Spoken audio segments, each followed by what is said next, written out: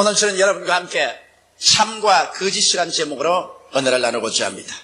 거짓은 언제나 외면적으로 찬란하고 매혹적인 모습으로 나타나 우리들을 유혹하나 그 종말은 도끼서린 처절한 절망과 고통으로 우리를 끌어들이고 마는 것입니다.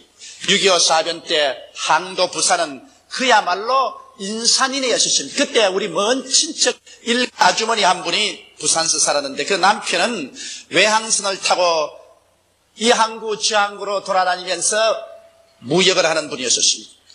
그래서 한 달에 한 번씩 그 부인이 월급을 회사 본부에 와서 타가곤 했습니다. 근데 하루는 월급을 타서 자기 집으로 오다가 철길가에서 사람들이 모여서 웅성웅성하고 있었습니다.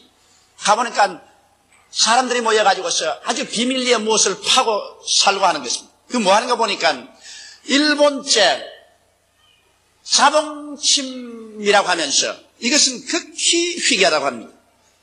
우리 한국에서는 그 당시에 이 미싱 바늘을 못 만들었습니다. 그러나 일본 미싱 바늘이기 때문에 이거는 사서 팔기만 하면 굉장한 돈을 벌 수 있는데 경찰이 뒤를 따르고 있기 때문에 공개적으로 팔지 못하고 숨어서 판다고 서로 이렇게 수군거리고 있습니다. 바로 네다바이꾼입니다.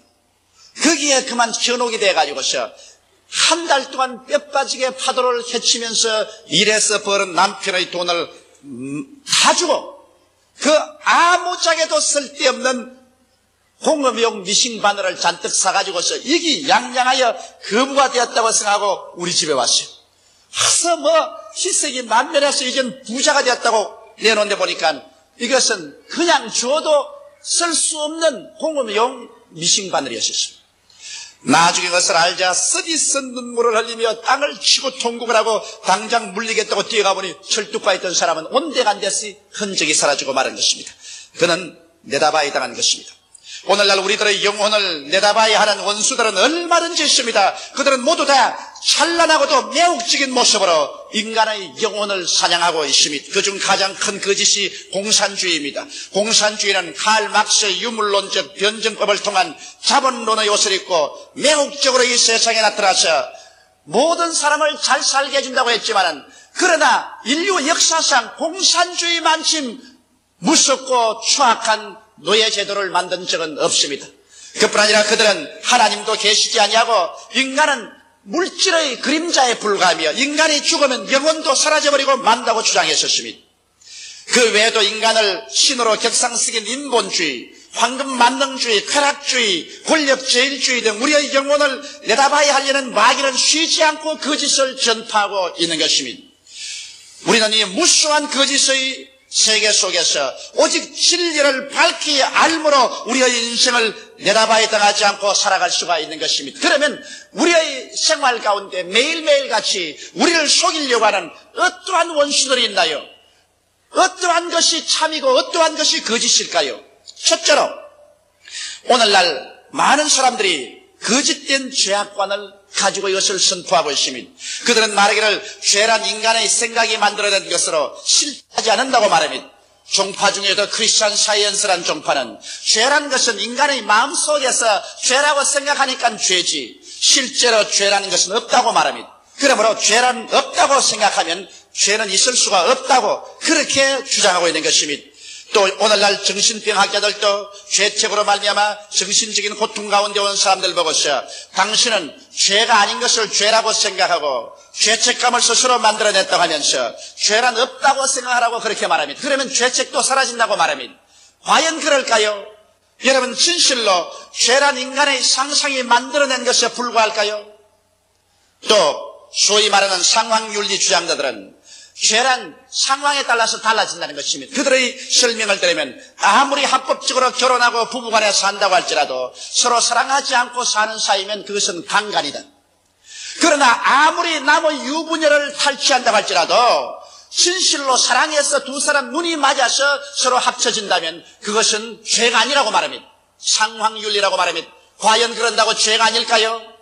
여러분 성경은 죄란 하나님의 법을 어긴 행동인 것입니다. 사람이 무엇을 어떻게 말하든지 간 하나님의 법을 어기면 그것은 죄입니다. 하나님이 주신 십계명을 어기고 사는 그 자체가 죄가 되는 것입니다.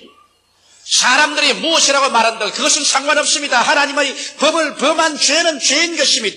그 죄의 대가는 하나님과 원수가 되게 되는 것이요, 그리고 사망인 것입니다. 성경은 말하기를 죄를 지은 영혼은 죽으리라고 말한 것입니다. 이렇기 때문에 아무리 아름다운 이복을 입고 매혹적인 설명을 가지고 온다 하더라도 그 결과는 죽음밖에 없는 것입니다. 참으로 죄에 대한 우리의 태도는 어떠할까요? 죄를 버리고 회개하는 것입니다. 회개의 길이 참된 길인 것입니다, 여러분. 그래서 우리의 죄를 철저히 회개하고 저버리고 우리 죄를 대속하기 위해서 십자가에 못 박혀 그 몸 찢고 그 피를 다 흘리신 나사렛 예수 앞에 나가서 죄를 청산하고 보혈의 공로를 의지해서 하나님 앞에 용서를 받고 하나님과 화목하는 길밖에 없습니다. 예수 그리스도를 통해서 죄사함 받는 길 이외에는 여러분 우리를 도적질하고 죽이고 멸망시키는 이 가장 무서운 죄악에서 놓여날 수 있는 길은 천하에 없습니다. 아무리 없다 죄가 아니라고 해도 죄가 아닐 수가 없는 것입니다.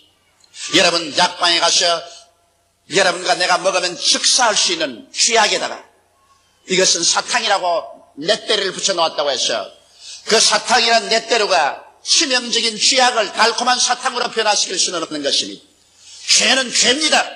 그리고 죄의 값은 동양이나 서양이나 사망인 것입니다. 이러므로 죄는 우리가 철저히 회개하고 예수 그리스도의 십자가의 보혈을 믿고 죄 용서함을 받고 성령님을 받아서 성령님을 항상 인정하고 환영하고 모시드리며 의지해서 의와 거룩한 삶을 살아야 되는 것입니다. 이것이 참의 길인 것입니다. 이것이 이 세상에 사는 동안에는 좁은 길이요 괴로운 길일지 몰라도 이것이 참의 길이요, 이것이 후에 가서 영원히 하나님께 영광을 돌리고 하나님의 사랑을 받고 영생할 수 있는 길인 것입니다.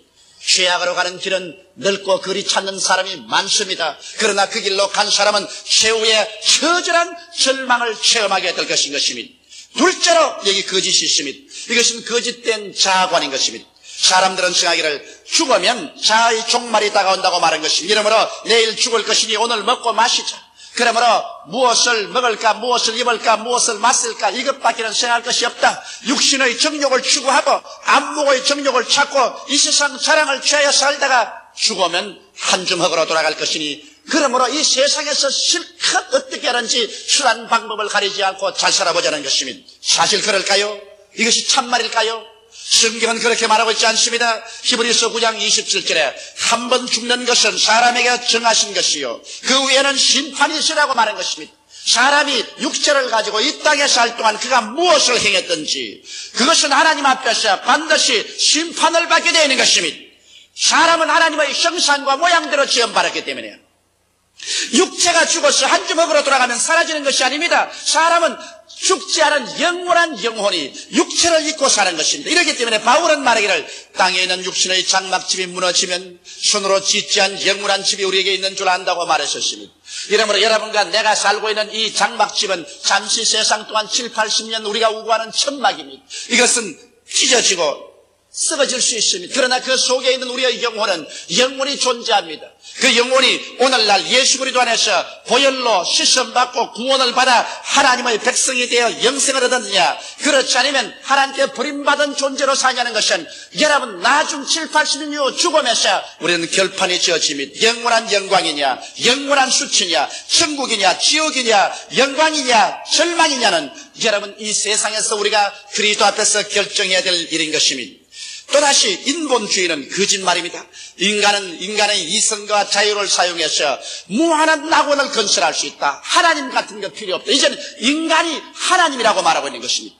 과연 인간은 이성과 자유를 통하여 거대한 문화와 문명을 개발시켜 놓았지만은 그러나 이것이 이 세상에 지상 낙원을 만들었나요? 인간은 그 마음속에 미움과 공포가 있고 불신과 죄책이 있습니다. 인간의 마음속에 미움이 있는 이상, 인간의 마음속에 공포가 있는 이상, 상호간 불신이 있고 죄책이 있는 이상 인간은 내적으로 병든 존재요 포로된 존재인 것입니다. 이런 것이 해결되지 않은 이상 인간이 만드는 이성으로서 짓는 방대한 문화나 문명이라는 것은 자멸의 묘혈을 파는 것밖에 없는 것입니다. 오늘 보십시오. 20세기의 찬란한 인간의 과학 문명은 인간이 일시에 잿더미 속에 자멸할 수밖에 없는 무기를 생산해놓고 상호간서로 응얼거리고 있습니다. 아무리 군비 축소 회담을 한다고 하더라도 그들의 마음속에 미움이 있고 공포가 있고 불신이 있고 죄책이 있는데 그 군비 축소 회담이 이루어질 때가 있습니까? 이제는 사람들은 지구를 떠나서 저 공중의 별들의 전쟁까지를 계획하고 있는 것입니다. 언젠가 인간은 자기들이 만든 이 인간 자랑 인본주의의 토대 위에서 파멸을 겪어야 말 것인 것입니다. 또 다른 잘못된 것은 인간은 진화의 산물이라는 것입니다. 고로 인간은 고등동물에 불과하며 역시 동물이라는 것입니다. 제가 예수 믿기 전 고등학교 다닐 때 참으로 존경하는 어른이 계셨습니다. 그 어른의 말씀은 정말 내가 신중히 듣고 아주 마음속으로 존경했는데 하루 저에게 치명적인 타격이 왔습니다. 그것은 그분이 자기의 아내를 두고 새파란 젊은 여인을 첩으로 삼았었습니다. 그래서 한 번은 제가 그 어른을 찾아갔습니다.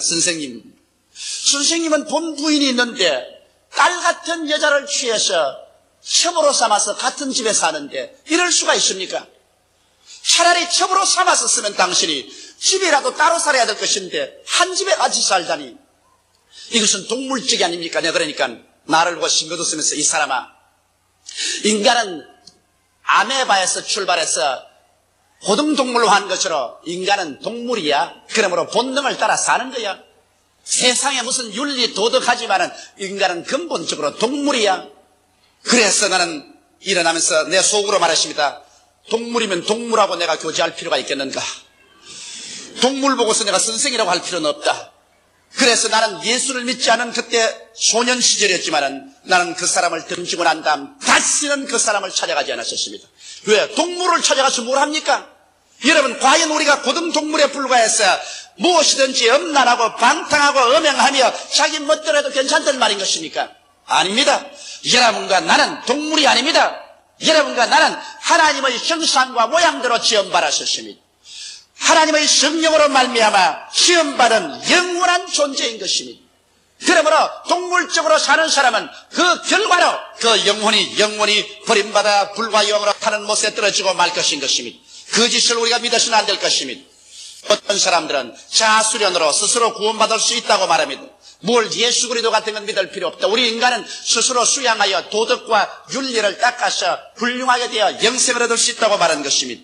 에레미야서 17장 9절에 보면 만물보다 거짓되고 심히 부패한 것은 마음이라 누가 능히 이를 알리오라고 말하고 있는 것입니다. 여러분, 아담과 하와가 하나님을 반역하고 타락했었을 때 그들의 마음은 만물보다 거짓되고 심히 부패해버리고 말았었습니다. 다시 인간의 수양과 도덕으로 회복할 수 없게 부패해버리고 말한 것입니다. 썩을 대로 썩은 것을 인간이 수양과 도덕으로 어떻게 복구한다는 말인 것입니다. 부패해버린 인간의 심령은 도저히 인간의 노력으로는 복구되지 않습니다. 오직 여러분과 나의 마음을 복구시켜서 하나님 백성으로 만들 수 있는 유일한 길은 예수 그리스도를 통한 영원한 생명을 얻는 길밖에 없는 것입니다. 나의 죄를 씻기는 예수의 피밖에 없네요. 다시 성취하기도 예수의 피밖에 없네요. 죄와 허물로 죽은 우리를 하나님께서 그리스도와 함께 살려주신 것입니다. 이러므로 그리스도를 통하지 않고 여러분과 내가 죄와 허물에서 고침을 받을 수는 없는 것입니다. 이러므로 수양과 도덕으로 내가 의로운 사람이 될 수 있다는 것은 하나의 망상에 불과한 것입니다. 셋째로 또 여기에 거짓이 있습니다. 질병은 하나님의 선물이라는 것입니다. 그러므로 병이 들면 이것은 하나님께서 주신 것입니다. 하나님의 선물이기 때문에 그러므로 이것은 달게 바라야 된다. 그러면서도 하나님 선물이 안 달는지 병원으로 뛰어가서 수술을 받고 약을 먹고 주사를 맞습니다. 만일 병이 하나님의 선물이면 여러분 하나님의 선물을 버리고 병을 없애버리려고 해서는 안 될 것입니다. 성경 말씀대로 보면 병은 하나님의 선물이 아니라 아담의 죄에 대한 심판입니다. 아담이 하나님께 범죄하고 하나님을 반역했을 때 하나님께서 너는 흙이니 흙으로 돌아가라고 심판한 것입니다. 이 흙이 죽어서 흙으로 돌아가기 위해서는 여러분 병이 들어서 육체가 와야 되는 것입니다. 이렇기 때문에 오늘날 여러분과 내가 말하는 병이라는 것은 바로 죄의 대가로 말미암아는 심판이지 하나님이 주신 축복이 아니라는 것을 알아야 됩니다. 바로 이것을 미끼로 삼아서 마귀는 유적질하고 죽이고 멸망시키는 이 질병의 일을 계속합니다. 오늘날 그렇기 때문에 병을 실제로 우리에게 가져와서 우리를 파괴하는 것은 마귀가 하고 있습니다. 사도행전 10장 38절에 보면 하나님께서 나사렛 예수에게 성령과 능력을 기름 붓듯 하였으며 제가 둘이 다니시며 착한 일을 행하시고 마귀에게 눌린 모든 자를 고쳐주셨다고 말씀하고 있는 것입니다. 이러므로 병은 하나님이 주신 것이 아니라 이것은 심판이요 마귀가 그렇게 하는 것입니다. 이렇기 때문에 오늘날도 우리가 병들면 하나님 앞에 나와서 회개해야 될 것인 것입니다. 직접 내 개인의 죄가 아닐지라도 다른 사람의 죄로 인해서도 내가 병들 수가 있고 내 개인의 죄를 위해서 병들 수 있습니다. 물론 죄를 짓지 않고도 병들 수 있습니다. 병은 타락된 환경의 산물이기 때문인 것입니다. 여러분, 이 오염된 공기, 오염된 물, 그리고 식품의 첨가제 이런 것을 먹고 마심으로 말미암아 벌써 어린아이가 태어날 때부터 손발이 없어 태어난 어린아이들이 있습니다. 이것은 자기가 죄를 직접 지어주는 게 아니라 이 타락된 세계 속에서 인간이 오염된 세계를 만들어서 환경을 통해서 이런 질병들을 가져오는 것입니다. 그러나 우리 인간에 대한 하나님의 참뜻은 병드는 것이 아니라 건강입니다. 성경 출애굽기 15장 26절에 나는 너희를 치료하는 여호와임이라고 성경은 말하고 있는 것입니다. 예수님께서 이 땅에 오셔서 그 사역의 3분의 2는 병 고치는 데 보내셨으며 12제자와 72인의 제자와 그다음 모든 신자들에게 너희는 가서 회개하라 천국이 가까워왔다고 병든 자를 고치라고 주님께서 신신당부하셨습니다. 성경은 마태복음 8장 17절에 제가 우리 연약한 것을 친히 담당하시고 병을 짊어지셨다고 말했었습니다. 베드로전서 2장 24절에는 제가 채찍에 맞음으로 너희가 나음을 얻었다고 말씀하고 있는 것입니다. 이러므로 치료는 하나님의 뜻인 것입니다. 그렇기 때문에 병이 하나님의 선물이라는 이 거짓을 우리가 던져버리고 우리는 치료가 하나님의 뜻인 줄 알고 믿음으로 말미암아 죄를 회개하고 하나님을 간절히 찾는 여러분 되시기를 주의 이름으로 축원합니다.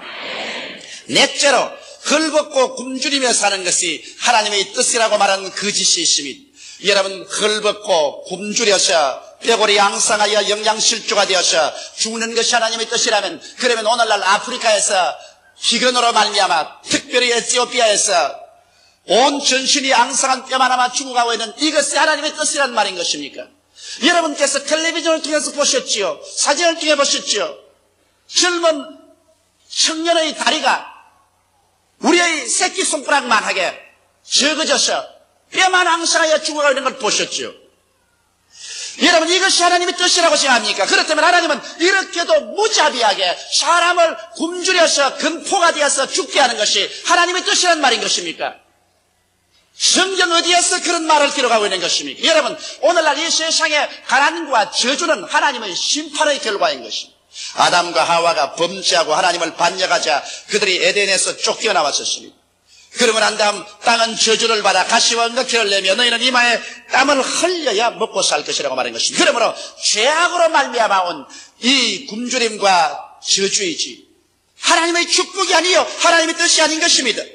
가난을 신앙으로 극복하는 것은 하나님이 기뻐하시는 것이지만 가난 그 자체는 하나님의 뜻이 아닙니다. 가난은 여러분 질병의 온상이요 범죄와 인간 비극의 온상인 것입니다. 사람이 가난하고 도둑질 안 할 소리가 없으며 거짓말 안 할 도리가 없습니다. 그러므로 여러분 가난 그 자체는 인간의 존엄성까지라도 파괴하는 저주인 것입니다. 그런 것을 가지고서 가난이 아름다운 것이라고 미워하는 그 사람은 어떠한 정신상태에서 그런 말을 하는지 나는 모르겠습니다. 성경에는 하나님께서 말씀하기를 나는 아브라함의 하나님, 이삭의 하나님, 야곱의 하나님이라고 말했는데 아브라함과 이삭과 야곱은 많은 시련을 겪고 인격적인 교정은 당했지만 그들이 헐벗고 굶주려서 죽은 적은 없습니다. 아브라함은 성경에 말하기를 그런 금과 은과 짐승떼가 많았다고 말했었으며 이삭은 거부가 되었다고 말했었으며 야곱은 한때 두때의 양무리가 바다 모래같이 많은 거대한 짐승의 주인이었습니다. 여러분, 그러므로 아브라함의 하나님, 이삭의 하나님, 야곱의 하나님은 죽은 자의 하나님이 아니라 지금 살아있는 우리들의 하나님이라고 성경은 말하고 있는 것입니다. 나는 여호와니 변혁지 아니하신다고 말씀했는데 그 하나님께서 오늘 여러분과 나를 헐벗고 굶주려서 영양실조가 되어 근포가 되어서 죽는 것이 뜻이라고 말한다면 이 어찌 잘못된 것이 아니고 무엇이겠습니까? 여러분, 사람들은 말합니다. 예수님께서 말구에 태어나시고 예수님께서는 여우도 굴이 있고 산새도 들집이 있지만 난 머리 둘 곳이 없다고 다녔는데 예수 그리스도의 모범을 따라가야 된다고 말합니다. 여러분, 예수님은 하나님의 아들로서 여러분과 나를 위해서 대속하기 위해서 오셨습니다. 예수 그리스도의 모범을 따른다면 예수 그리스도와 함께 십자가에 올라가서 못 박혀야 되지 않겠습니까?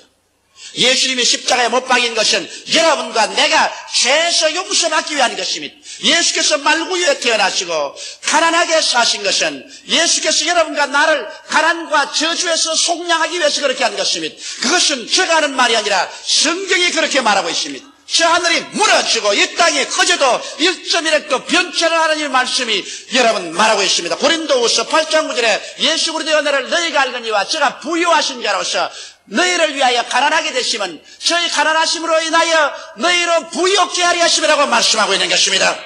갈라디아서 3장 13절에 그리스도께서 우리를 위하여 저주를 받은 바 되사 율법의 저주에서 우리를 속량하였으니 이는 기록된 바 나무에 달린 자마다 저주 아래 있는 자라 하였습니다. 이는 그리스도 예수 안에서 아브라함의 복이 이방인에게 미치게 하고 너희가 믿음으로 성령을 선물로 받게 하리심이라고 기록하고 있는 것입니다. 이러므로 예수 십자가 못 박이심은 여러분과 나의 저주를 속량하기 위해서 그렇게 한 것입니다. 그래서 성경은 말하기를 모든 일에 항상 모든 것이 능력하여 모든 착한 일을 넘치게 하렴이라고 말하고 있는 것입니다.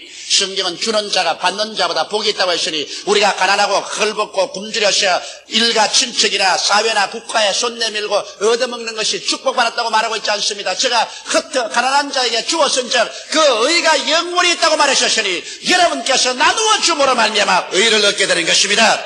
이러므로 헐벗고 굶주리고 사는 것이 하나님의 뜻이 아닌 것입니다. 하나님은 사랑하는 자여 내 영혼이 잘됨 같이 내가 범사에 잘되며 강건하기를 내가 강구한다고 말씀한 것입니다. 물론 그리스도를 위하여 자원하여 청빈하면 무방합니다. 내가 스스로 그리스도를 위해서 있는 재산 다 바쳐버리고 하나님의 영광을 위해서 오지에 들어가서 가난한 생활을 자취해서 일하는 것은 영광스럽고 칭찬할 만한 일인 것입니다. 그러나 이유 없이 목적 없이 스스로 가난해져서 이것을 영광스럽게 생각하고 가정의 짐이 되고 이웃, 친척, 나라, 세계에 부담이 되는 일은 하나님의 뜻이 아닌 것입니다. 다섯째로 예수님의 재림과 부활은 없다고 말하는 이 거짓에 우리는 또한 속아 넘어가서는 안 됩니다. 사람들은 말하기를 최후의 심판이라든지 지옥은 있을 수 없다. 하나님은 사랑인데 사랑은 하나님이 어떻게 심판을 하고 지옥으로 사람을 보내겠냐고 말합니다. 그러나 그것은 인간의 생각이요 거짓말입니다. 성경은 이렇게 말하고 있습니다. 계시록 21장 8절에 그러나 두려워하는 자들과 믿지 않은 자들과 흉악한 자들과 살인자들과 행음자들과 술객들과 우상숭배자들과 모든 거짓말하는 자들은 불과 유황으로 타는 못에 탑냐리니 이것이 곧 둘째 사망이라고 말한 것입니다. 여러분, 사람이 육체로 죽는 것은 첫째 사망이고 영혼이 불과 유황으로 타는 못에 던짐을 받은 것은 두 번째 사망인 것입니다. 성경은 분명하게 이 사람들이 두 번째 사망으로 심판을 받겠다고 말하고 있는 것입니다. 재림 같은 게 있을 수가 없다고 이렇게 말한 사람이 있어요. 베드로도 그렇게 말했습니다. 베드로후서 3장 3절에 먼저 이것을 알지니 말세에 기롱하는 자들이 와서 자기의 정욕을 쫓아 행하며 기롱하여 가로되 주의 강림하신다는 약속이 어디 있느뇨? 조상들이 잔후부터 만물이 처음 창조할 때 같이 그냥 있다 한다. 이렇게 기록한다고 베드로는 말했었습니다. 그러나 여러분 데살로니가전서 4장 16절에 뭐라고 말했습니까? 주께서 호령과 천사장의 소리와 하나님의 나팔로 친히 하늘로 쫓아 강림하시려니 그리스도 안에서 죽은 자들이 먼저 일어날 것이라고 말하고 있는 것입니다. 여러분과 나는 역사의 종말에 처해서 살고 있습니다. 시 얼마 있지 아니하여 여러분께서 하늘이 진동하고 그리스도 영광이 나타나고 주께서 호령과 천사장의 고함과 하나님의 나팔 소리를 듣게 됐을 것입니다. 이 날은 우리에게 다가오고 있습니다. 이 날은 우리 앞에 곧 목전에 도달해 있는 것입니다. 이것을 두고서 사람들은 이런 일이 일어나지 않는다고 말하고 있습니다. 그 거짓에 속아 넘어가시면 안 될 것입니다. 부활 같은 건 있을 수가 있느냐? 사람이 죽으면 화학적으로 다 분해되어 버리고 말고 아무도 남는 것이 없을 것인데 부활이 뭐냐고 말합니다. 그러나 성경은 뭐라고 말합니까? 고린도전서 15장 51절 54절에 보라 내가 너희에게 비밀을 말하노니 우리가 다 잠잘 것이 아니요 마지막 나팔에 순식간에 호련히 다 변하리니 나팔 소리가 나며 죽은 자들이 썩지 아니할 것으로 다시 살고 우리는 변하리라. 이 썩을 것이 불감을 썩지 아니할 것을 입겠고 이 죽을 것이 죽지 아니함을 입으리로다. 이 썩을 것이 썩지 아니함을 입고 이 죽을 것이 죽지 아니함을 입을 때에는 사망이 이김의 삼킨 바 되리라고 기록된 말씀이 응하리라고 말씀하신 것입니다. 사망아 너희 쏘는 것이 어디냐? 사망아 너희 이기는 것이 어디냐고 외쳤던 것입니다. 그러므로 사랑하는 성도 여러분, 오늘날 우리는 예수의 재림과 부활, 심판 가신 것은 없다고 말하는 이 거짓에 현혹되어서는 안 될 것입니다.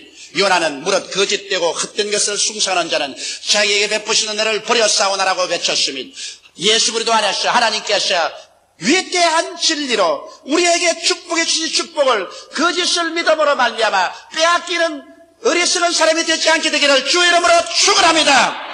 오늘날 너무나 많은 사람들이 거짓에 속아 거짓되고 헛된 것을 숭상하고 따르고 있습니다. 하나님께서 예수 그리스도 안에서 베푸시는 은혜를 버리고 영원한 멸망을 자초하고 있습니다. 우리들은 하루속히 회개하고 돌아서야만 합니다. 우리는 천지간에 영원 무궁하신 참되신 하나님과 하나님 말씀에 굳세게 서므로 거짓에 속아 인생과 영원을 내바다에 당하는 비극을 면할 수가 있는 것입니다. 다 같이 고개시켜 기도드리겠습니다. 사랑에 지고 거룩하신 아버지, 이 세상의 짧은 인생과 저 세상의 영원한 인생을 다 내다봐야 당하고 이 세상에서 산 것이나 저 세상의 영혼이나 가장 처절한 절망에 떨어지게 하는 거짓에 속아 넘어가지 말게 하여 주시옵소서.